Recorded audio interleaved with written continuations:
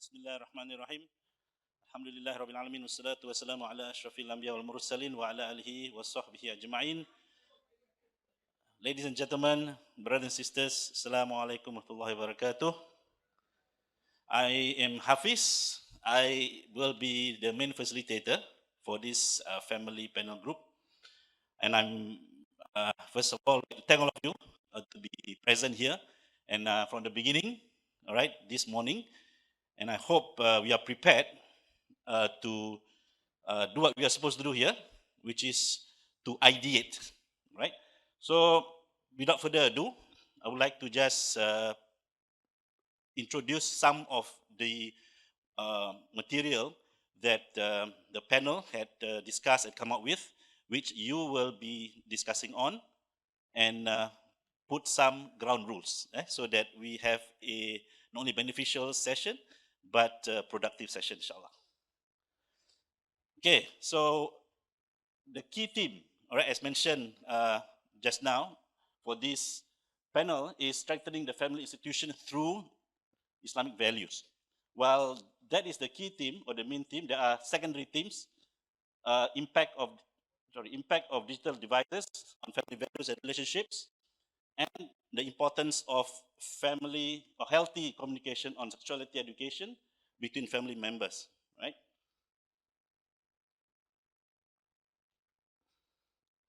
Why we are discussing this, I think you have heard all the data as well as the expositions by the chairman of the convention. And for our group here, we believe that among many things which will shape the future of our community, especially from the family perspective, is technology. And we believe that it has altered what we call traditional norms of the family unit. And with these alterations or changes, we have to change the way we view as well as manage, right, these things. Secondly, technology has also reduced a lot of socialization and even some kind of wedge in between or between family members. Thirdly, technology is everywhere, all right? And we also think that it gives a lot of power as well as a lot of risk, okay, that needs to be managed, especially when dealing with content like on sexuality and things like that. And definitely will impact the family values and the strength and the strength of the family unit. And we need to come up with strategies how we can strengthen the family institution, which I think is a very key issue, especially today. And we carry out some FGDs, focus group discussions, and Islamic values come out very, very clearly. And that is the exception.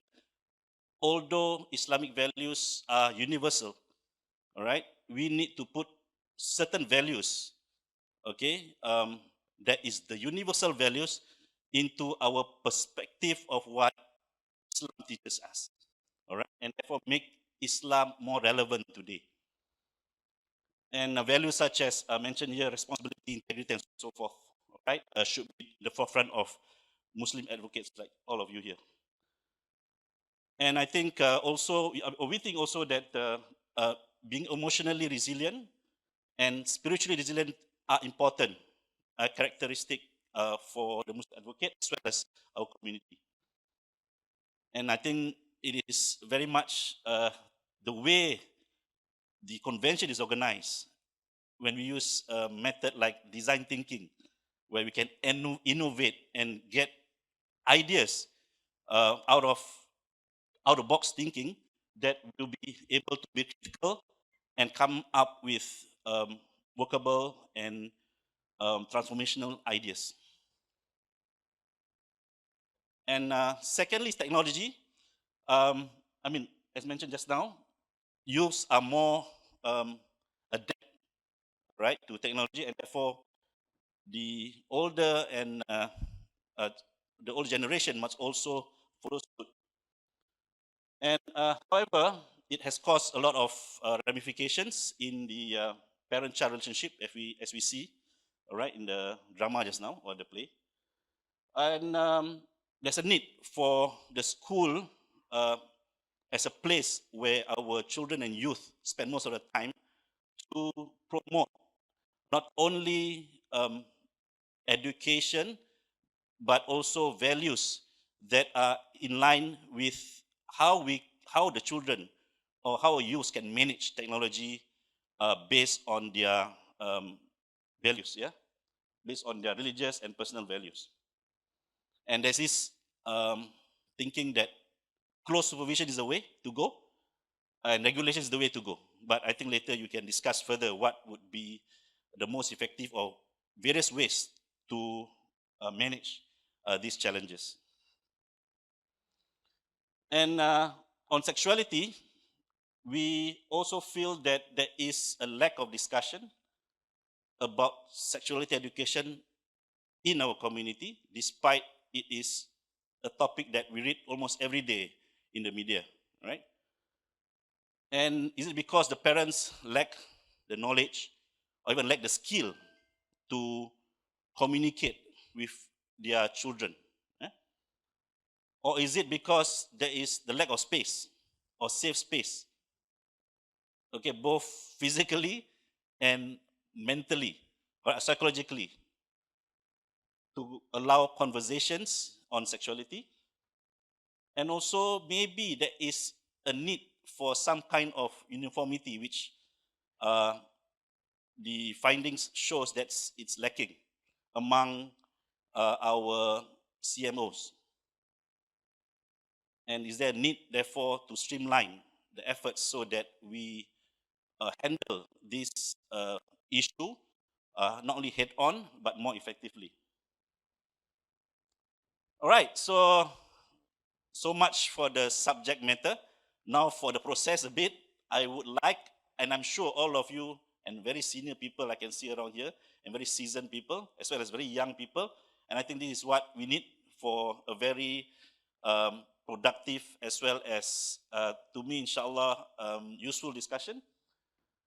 But do respect each other's views. It is an ideation session. If you know, the old term actually is brainstorming. There's no right or wrong. Everyone say their piece. What you need to do is listen. All right? And do not criticize individuals or person, but you can comment and criticize the ideas respectfully. And thirdly, I'm sure all of us are decent people here, and we don't have any security personnel here. Don't worry, because we trust that we are decent and we are able to manage the discussion well.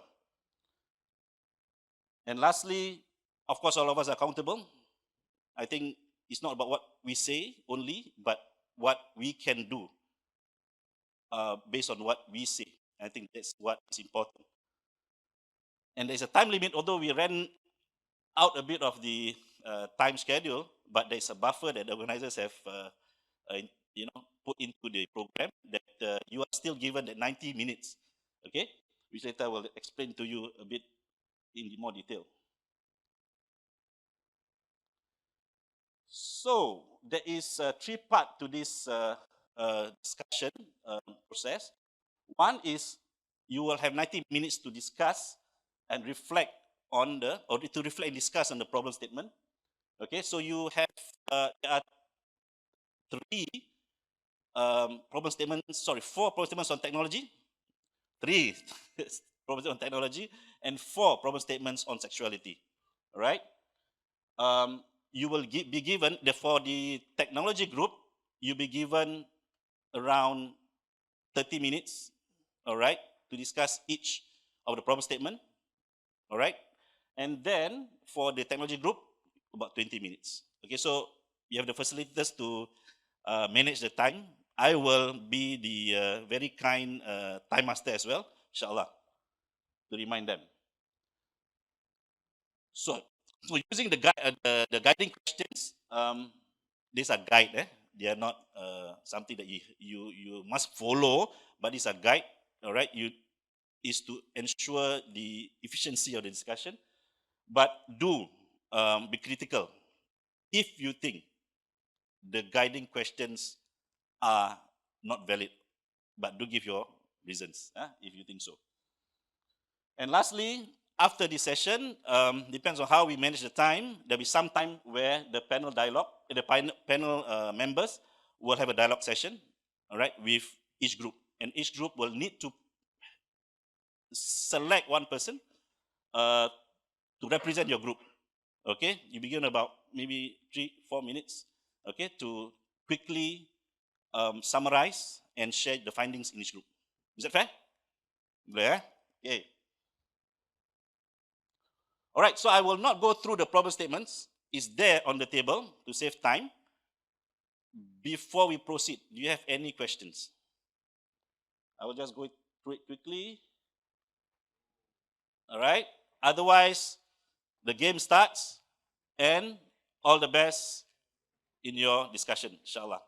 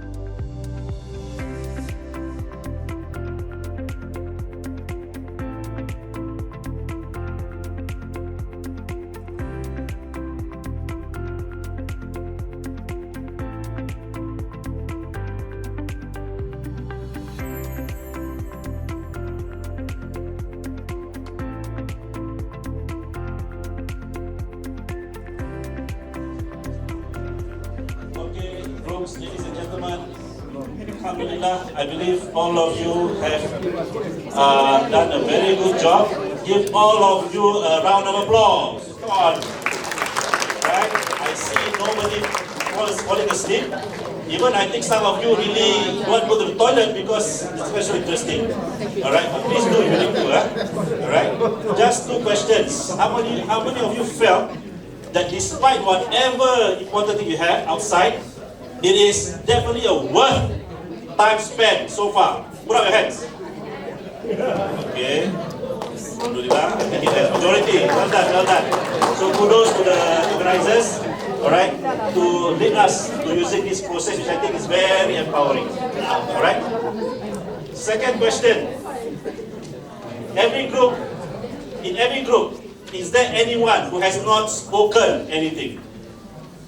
Please put up your hand. Onam. No, huh? So very good as well. Alright, so it's very important that all of you are being heard and listened to. Alright, because that's the spirit of this session. So can we proceed? It's going to go like this. Every group, you only have 3 minutes. Alright, 3 minutes to present your say, and then I'll give about 1 minute for other people to comment, including the panel members. Alright, so can we start with group 1? I think this one? Oh yeah. Alright, group 2, where are you? At table 2. Alright, are you ready? Not ready. Table 3. No, I got table 3. What's table 3? Okay, are you ready? Right. Go. So who's going to present?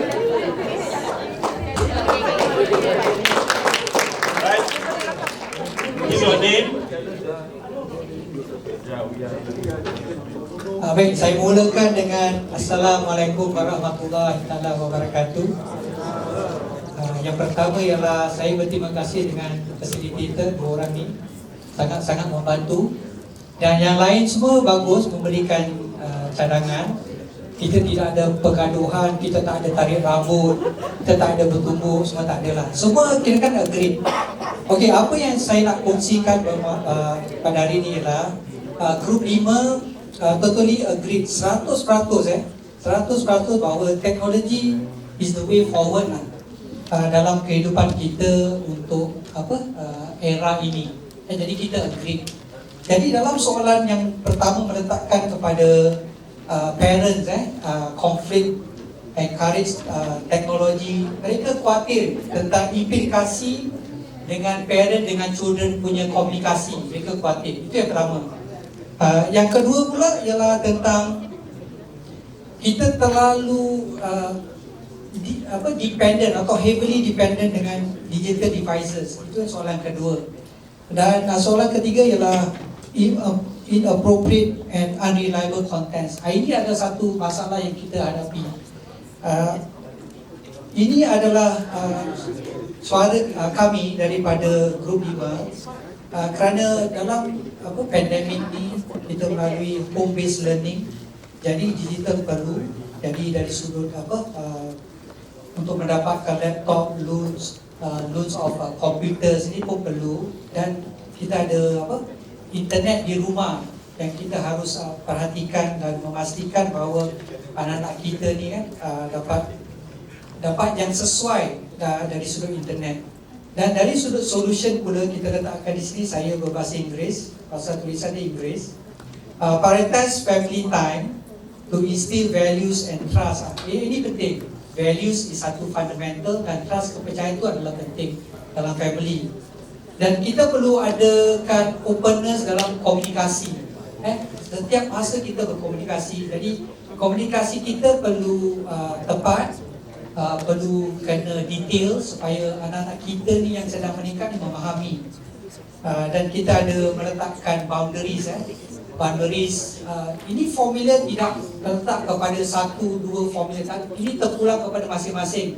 Bagaimana mereka menilai anak-anak mereka letakkan tu boundaries dan tu boundaries lah. Kena adakan timetable dan tu schedule dan SOPs lah. Bagaimana anak-anak kita dapat menggunakan teknologi. Di sini kita berbincang bahawa kadang-kadang bila kita balik, kita lihat anak kita dengan laptop, dengan komputer, ini mesti game, ini mesti game. Ini dah mulanya. Jadi kalau kita dekat satu set timetable pada waktu tu, beliau atau anak-anak kita ni berada di komputer kerana pelajaran, okey, kita memahami. 30 seconds. Okey, terima kasih. Dan kita juga dekat WhatsApp untuk komunikasi, dojos, parent WhatsApp, dan juga di sini MOE pun ada adakan mereka punya jaring hubungan lah dengan ibu dan juga anak-anak. Dan di sini saya berterima kasih kerana mendengar. Jangan ada soalan, saya tak nak jawab. Terima kasih. Okay, terima kasih. Okay, the other group, get ready on the points that's not been mentioned. That means if you have at most 2 points, that'll be enough. Alright? So do not repeat the same point if possible. Okay? Unless it's really something very, very important. Okay? So, technology group, okay, anyone has any comments or any questions? Sorry? I only got the part where you need to manage and, set timetable. Alright? Anyone else got the points? I have a question. Yeah. I'm Nurdin from the family panel. So, question here. You mentioned about timetable. Okay, which is good, but I think only for younger kids. How about the older ones? So should we also incorporate timetable for the older ones, like maybe secondary schools, right? Because they will have a different kind of mindset compared to the younger ones in primary school. So how your thoughts on this? Thanks. Okay, I'll leave it to the other groups later to answer again. Or I'm sure the other group may have a response to that. Alright? So we need to move on to the next group, technology group as well. Can we have the group 1 just now? Are you ready? Okay. Right, okay. Right, for the first topic, parents are conflicted in wanting to encourage technological use for their children, but fear potential implications in parent and child relationship. So the focus is parent and child relationship. So we need to, for parents, technology is a double-edged sword. So to have confidence, we need to have trust. Trust needs to be built, and what is that trust is built upon?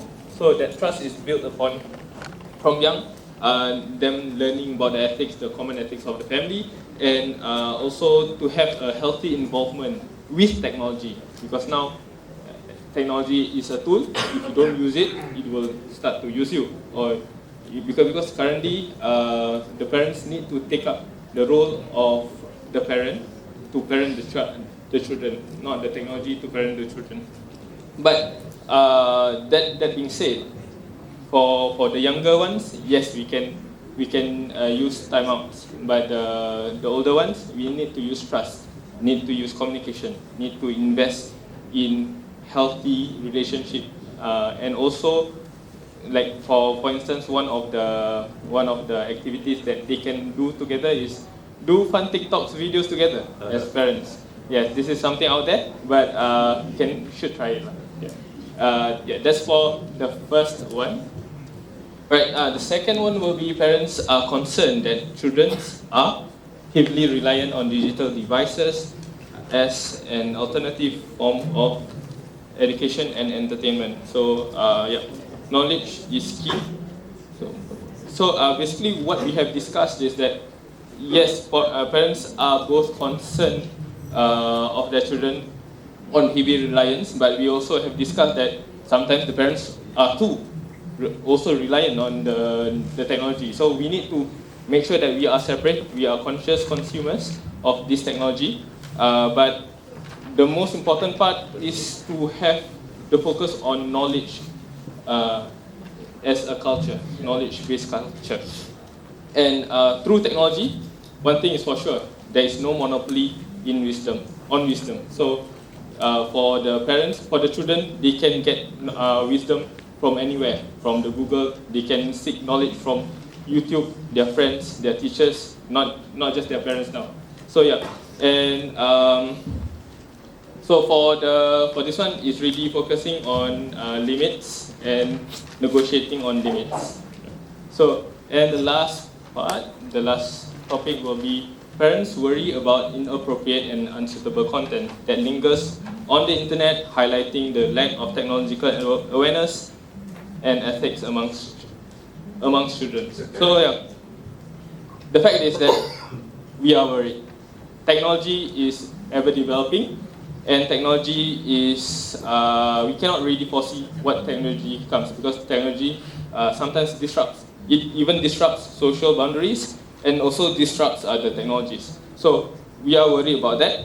But what is needed now in our discussion is community-based services need to be set up amongst our community, and it should be based on, of course, knowledge, and it also should be based on ethics, firm ethics and proper worldview and understanding of what is the role of a family, the meaning of life, what is real, the relationship that we want in our society. And of course, openness is a key. We as parents and as students, we need to be open. We need to have proper communication, focus back on proper communication, and because from that, when the children see the parents are learning, always learning, going to classes, upgrading themselves, they will have a respect. They will have a sense of respect, and there will be a proper hierarchy of knowledge that can be set up. Okay, thank you, brother. All right, I'll just move on to the next group first. All right, consolidate some of your questions first. Thank you, brother. All right, can I go to the next group? Group 2? Is that group 2? Yeah. Okay, so first of all, we challenge the problem statement. Instead of using technological use, we ask if there are any other underlying issues or causes that may affect or have implications in the parent-child relationship. So, so we digress a little bit and talk about other issues as well. But the main thing, how can we encourage parents is perhaps by having assurance from schools, by perhaps having a joint account together to account for the students, so that they can build the parent-child relationship. So we concluded that control is not easy, but the important thing is to educate and also work together with the partners, community partners, and also schools to inculcate the parent-child relationship. Okay, for the next one, as for the second problem statement, we address the problem statement by saying that we can create a controlled and safe environment in a very early childhood years, so that, and also ensure that there are no gaps throughout the growing years. So parents have to always be there for their kids and not leave their kids behind. So whenever there's a gap where the parents are not there for the kids, there tends to be a tendency for the kids to not listen to their parents anymore. And also, for myself, I challenge the problem statement. So why the concern actually? So why should we be concerned if they are too heavily reliant? So one of my members from my group brought up that Islamic values are eroding. So there is a pressing need to address this concern. And also one point that was brought up is we parents are also guilty of our own actions. So sometimes it's the consequences of our own actions when we bring up our kids, like laptops or technological devices are the new pacifiers. So like even for our babies, we just throw them the iPad and then they will just stop crying. So your last point, please. Okay. So for the last problem statement, I think we have to define what is inappropriate content. So and also, it's best that we expose this content to them in a safe and controlled environment. So it is better for them to be introduced by the parents rather than them being introduced by the society, by others from a different point of view. So it's best that the parents intervene at the right time to educate the child. Okay, thank you, brother. One point you definitely about not leaving any gaps within the communication between parents and child. Do you think it's possible? Or who's presenting? You can just have your say.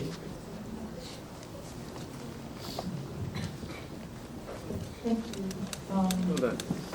I think for our group, it actually just like how I see it and present it is I think first the start is the parent-child relationship. So relationship problems need relationship solutions. But how then can we try to look into this so-called relationship solutions through the use of technology or through embracing technology? So then we go deeper into conversations such as whether the parents are then ready to accept technology in their lives or ready to embrace or the willingness to embrace technology in their lives. And one of our team members actually also spoke about how it all starts with the self-awareness. It's not so much about, maybe it's not so much about parenting skills yet, maybe it's not so much about going for talks or giving them channels for parenting talks. But maybe it's also about just going onto their level of readiness and self-awareness onto whether they are ready to be open to accept this new thing in their life. Because sometimes when throughout all our experiences, we were sharing about how some are not open to accept technology. Some choose to blame it on the child for being too involved in technology rather than looking at themselves. Because it's always easier to blame others rather than looking at themselves. So we talk about how self-awareness then links to the Islamic value of muhasabah diri. We always encourage to muhasabah diri, but it's surprising that sometimes within our community there's that lack of it lah. And of course then it then moves on to also about how after that self-awareness then maybe they are more open to then learn, because you're also comparing about how when we attend courses there's always other races are always seen more as compared to our own races, and that's where we choose to see it from. Now, maybe it's about the self-awareness, right, and the willingness and the readiness of these parents and child to learn. Of course, not just learn from other community, but learn within the family, learn from the child themselves as well. I hope I summarized it enough for the team. Okay, self-awareness, learning from other communities as well as from the children themselves who may know more in this area of technology, definitely, right? Because that's their work today. Okay, anyone have any comments just before the before starts? No? No pressing comments? All right. Okay, Assalamualaikum. My name is Nazir. So my team, we have discussed, and so the first problem statement, we do find that parents are actually more, not really conflicted, but they are skewed towards, using it as the technology as to assist them with child minding. So means the kids are minded by themselves with technology. So in that sense, parents need to be aware of their own tech involvement. So one of the things that we propose was to actually measure parents' tech savviness in our community. So that's the current state. So in the next one, one of the solutions that we actually have was to create a toolkit or pamphlet, especially to engage with Muslim organizations in Singapore, for each, especially for each group. So for example, kids from like 0 to 2, preschool, and primary and secondary. So these toolkits can be used to educate parents in terms of using technology. Then there's also reference or resource that for parents that are suitable. It can also be used for educators. So I shared with my team about how in preschools they are currently showing inappropriate programs for kids in like 18 months to 3 years old. Example is Coco Melon. So Coco Melon is the most popular show in Netflix or YouTube, but it's actually a stimulant. It's very addictive for the kids. So this is an example that I shared with them. So another a way for us to actually engage is Similar to how a pre-marriage course is run, where it's compulsory for parents, would be what do you call that? Would be couples, and also the follow-up about how the Tokadi now have to follow up with the current couples. So there needs to be a module in tech literacy that could be tied together with this pre-marriage course or something similar. Project Bersama by Entry, so something similar to that as well. We can also create a network of parents, some sort of Telegram group, or actually a central coalition of resources. So, because currently there's a lot of events in Singapore in the Muslim community, but it is all scattered everywhere. So there is currently no central collection of events that we as a Muslim community can actually choose to utilize. So if there was something like that, then it would be a lot easier for the community to find what kind of events for them to attend, for them to choose. Right now it's just too diluted. So I think that's all from us. So I hope that Thank you, Nazir. All right, before you close this topic on the theme on the technology, anyone from that side or this side have any comments?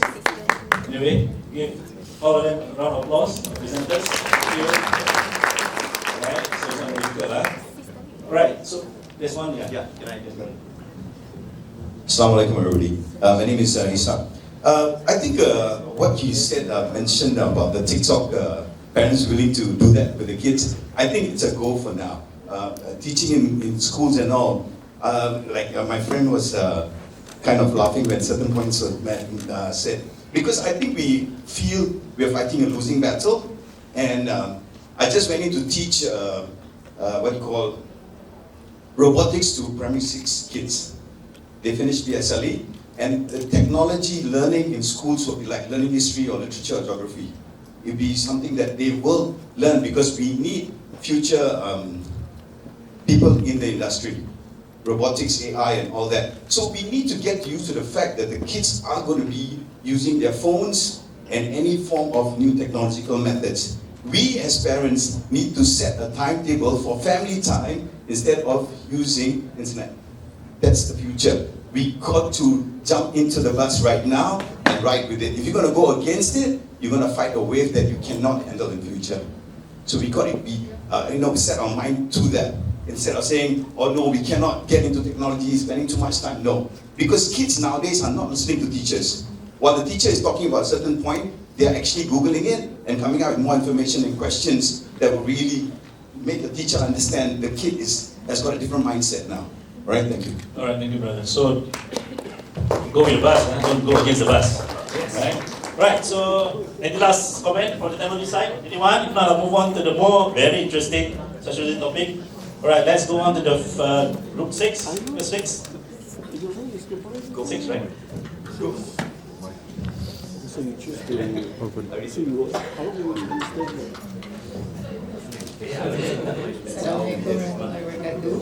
Okay, so we had 4 questions. The first one is about tension between the need to talk about sexuality and the fear of normalizing action. The group, majority-wise, do agree that there is some form of tension.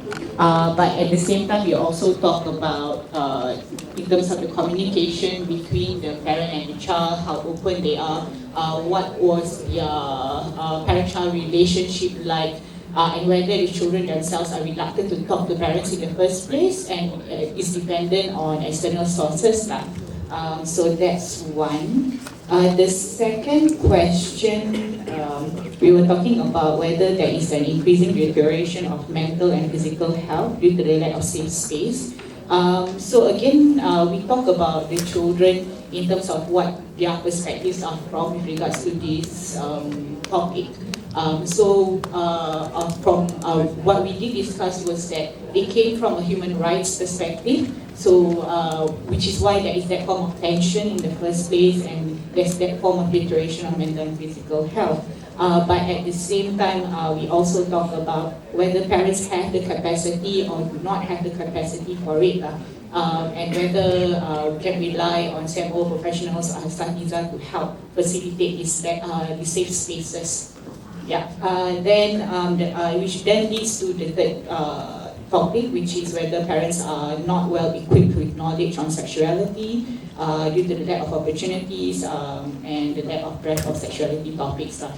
So again, we go back to the capacity because like the what do you call it, stage that we experienced before we had this breakout, the play, we do know that parents themselves have a lot of things on their plate. So even if they may or may not be well equipped depending on their backgrounds and their knowledge and their education. And if we are going to approach them to say, okay, look, we do have this sources or knowledge that you can access to, we must also be mindful whether they do have the capacity to actually take those on. So if, for example, the children themselves are asking them this question, then will they have that access to this knowledge that they require if they do not have that information at hand. So we did talk about how CMO professional asatizas could be one point of that knowledge dispensation. Yeah, so the last question or the last sentence was in regards to Asatiza and CMO, whether we have the capacity and resources to conceptualize a holistic framework. We believe we may have the capacity and resources, but we also talk about setting up a task force or streamlining across the different backgrounds and organizations. In setting up such task force, we must also be mindful as to where the children and parents are coming from. So if, for example, the child is from a secular school and go to madrasah on the weekends, what was taught in the secular school and whether it is in line with regards to what the task force is relaying with regards to the information, and whether there are clashes and would that confuse the child or the parents of how to approach this. So while we do mention that there is a need for the task force to streamline, but we also must be mindful with regards to what are the external educational tools are like and whether we can help facilitate with regards to the understanding of the concepts. Yeah, thank you. All right, thank you. So we will just flash the problem statement as you are talking about it so that the rest can just focus on the issues. Can I have one of the organizers maybe you stand by the laptop, yeah, so that you can change the slide accordingly. Right, so next would be, let's go quickly to the next group, group 7, right? Yeah. Please. Hi, my name is Nandiha. Okay, so the first one,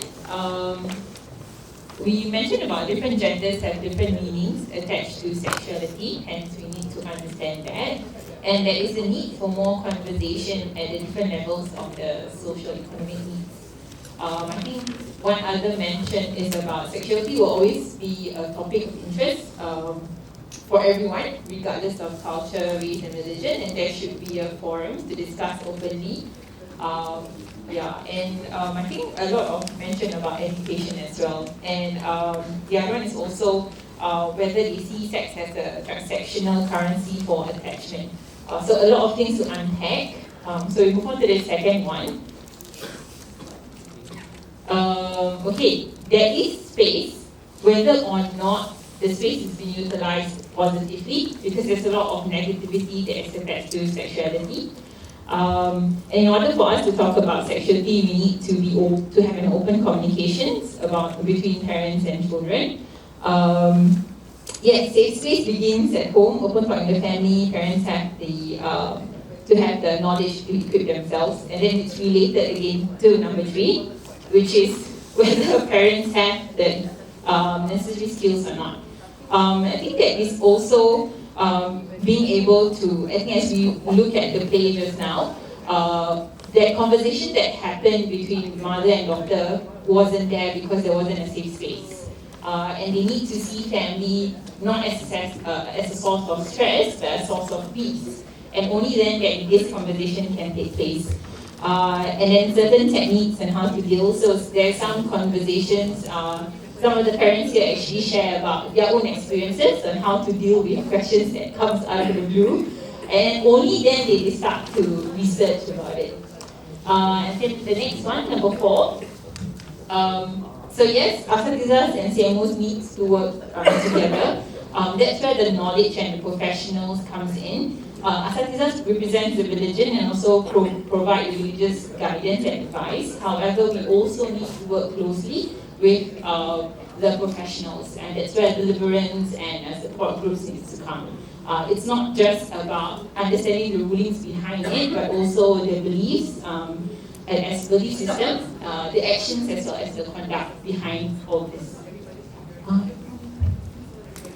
Okay, thank you. You want to add? No? Alright. So about safe space, do you think today's environment is a safe space to discuss these issues? Yes? No? Yes? I think it's yes, you'll be leaving this place, and we don't get these very good ideas coming from this group. And I look forward to the next group, please. Yeah. Mike, please. Assalamualaikum everyone. Yes, we're group 8 and holding you before lunch, right? Yeah. Okay, so a lot of pressure. So the first question, the tension between the need to talk about sexuality and the fear of normalizing. Our group thinks that there is no such thing as being too young to actually start having conversations with your kids. It really depends on the timing and opportunities that arise. Some of us were sharing, our toddlers usually initiate such conversations, right? Based on what they see photos of people getting married, they see colors of toys, blue and pink, how does that work with sexuality or identity? So these are opportunities for parents to really talk about it, right, in an objective manner. And we also agreed that openness is something you cannot compromise. Because today the world is increasingly very open. They are going to find places to, learn about these things. And if you decide to repress information, they will find other sources. So it's quite key to build that safe space. So it brings us to the next question. I guess safe space, we defined it as a place where no one fears being judged, right? They're open enough to be vulnerable. And we agreed that sexuality still is a very big taboo topic. Not many people are ready to talk about it. And perhaps what will help is having more platforms that are even anonymous, so that people can actually come out their shell and talk very openly at the start. And have access to a variety of experts, whether it's asatizahs, counselors, psychologists, and sociology, so on and so forth, and parenting experts as well. And also the importance of building trust as within the family. So we talked about how maybe parents also need to learn how to parent, and you don't want to burn that bridge with your child. You want to be the first person they go to when they have a problem, they feel unsure. So to do that, you need to earn their trust. Someone shared the example of Pink Dot, where the mother doesn't approve of the child's choice to be a homosexual, but decided to show up to show support. That was one view, and then of course some people feel, whilst I love my child, I do not condone your actions, and therefore it is against my personal values to go to Pink Dot. So must it be one way of living, or can there be both at the same time, right? So averting children from negative influences. We all agree it's almost impossible to do that, but we need to be able to intervene as and when, and consider, for example, not just premarital counseling, but post-marital counseling, where the crux of issues are faced. The same point about fostering trust and building trust. Last bit, capacity and capability of asatizahs and CMOs. It's currently, we have to be very honest, CMOs are very limited in resources, right, manpower and so on. So more collaborations need to be around, and perhaps what's more sustainable is having more support groups so that people of similar mindsets, thought processes, challenges can come together to problem solve together and support one another on this long-term journey. That's about it. Thank you. Thank you, sister. Let's pause here right now. Anyone has any comments or questions or things to, bring up on this, or what just mentioned just now? No? Good. Right. Good. And I hope you are thinking, not the stomach is thinking now. The stomach not thinking. So if you ask another 10 minutes, all right, or 15 minutes, we'll let you go. Next group. Yeah.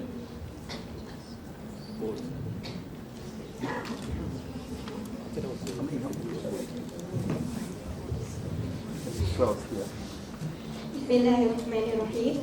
Okay, maybe we'll go through by questions instead of the problem statement. So on the first question, is it possible for parents to carry on the conversation earlier on? So we feel that it's never too young to start on the conversation. However, how we do it is what matters. So we agreed that there's different phases of scaffolding the information. So for example, during the young stage is to introduce them about body safety. And then at a later age is about reproduction, about balil and all others. Then we move on to the next question, whether it's possible to promote adequate safe space. So here we actually, I think the most important thing first is to define that safe space. What does it mean? Because what we define as safe space might differ from the LGBT community's definition of safe space. However, we feel that what is doable now is actually a safe space within the family institution. So that is doable. We can create that safe space within the family institution. So how do we create that safe space? It's actually to equip the family institution with first information, next experts, for example, asatiza, counselors and whatnot. And Mr. Ali here actually shared, for example, it would be beneficial if there is a list of resources. So a list of YouTube videos from asatiza, a list of, counselors, or a list of asatiza who we can refer to. Yeah, so that's it from our table. Thank you. Thank you, sister. Next group. One more group to go, and we can have a lunch. Bismillah, Assalamualaikum everyone. Clearly, I have to present here. We are the last group. Definitely, everyone have got bored. But yeah, I guess the topic of sexuality, everyone have already shared their own answers, and most of our answers also relate to them. So I try to be fast. Number one, if you see the question about the tension here, right? So we in our group discuss about the openly and also about the normalization of actions. When we talk about openly, I guess Ustazah Hamnisa also said what we discussed about the age appropriateness, and it's never too early to actually talk to them about that, but rather that what we wanted to talk about, right? And that chunk or that idea of talking to our children, I mean, not every parents have that info or knowledge. So we talk about the concept of sexuality on normalizing actions. I mean, what kind of actions we want to normalize, right? And of course, before we want to talk about the normalization, we have to talk about the sexuality. So when we talk about the sexuality, we actually discussed that the concept of sexuality have to be clear. And I guess we have people talking about the LGBTQ, and our group actually talk more about boy and girl, like the bodies and the boundaries, the puberty. This is something that is quite taboo last time, but I'm not sure whether this time is, most of the family is still a taboo or not. That's for number one. Number two, we talk about safe space and accessibility. Again, when we talk about safe space in the family, outside the family, for example, in this kind of settings, what is safe space, right? Sometimes we thought it is safe space. When we go out from there, we realize that that is not safe space anymore, right? So I guess the idea of safe space needs to be also clear. We need to, how should I say it? We need to develop that safe space and introduce the right safe space to people, so people can start to discuss it healthily, hopefully. And of course, when we talk about the mental health, the increasing deterioration of mental and physical health, we thought of one of the aspects is, for example, people get anxious because they worry of something is not clear for them. So to make that clear, we have to have accessibility of resources. I guess many people have already talked about that. And then we go to the number 3. We don't agree with we don't agree fully with the problem statement. If we can change to number 3. We thought that it's not that parents are not well equipped, but it's majority parents are not well equipped. We have parents that are quite well versed on this issue. And for that case, everything is majority. And how we also not agree that we are lack of breadth or lack of resource. We have a lot. We have a few agencies here, and everyone have their own set of sexuality resources. But how we can actually make parents buy in, to actually get them to buy in, because many of them, not that they are not interested, but maybe priorities issues and bread and butter issues, right? And of course, the last one, asatizas and CMOs. We believe that also we don't quite agree with it. It's not only asatizas and CMOs, rather that everyone have to work together. Parents, children, we have to get everything from them. And then also social service from Muslims, right? To come together, to think of, to work together and develop a holistic framework. Thank you so much. All right, thank you very much, everyone. So, alhamdulillah, you have worked your heart out, your mind out, and now to work your body out. All right, to have your lunch immediately after this, and then have those want to do your salat, you can find a space around the registration area. All right, you have to be back to the main hall by 2 p.m. All right? Alhamdulillah. So, thank you very much, everyone, for your cooperation. Also, thank you for the scribers and the facilitators for doing such a good job. Please give them a round of applause. All right? So,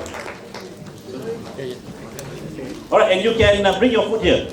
All right? Okay, you can bring your food here and have your comfortable time eating. All right? Thank you very much, everyone. Assalamualaikum warahmatullahi wabarakatuh.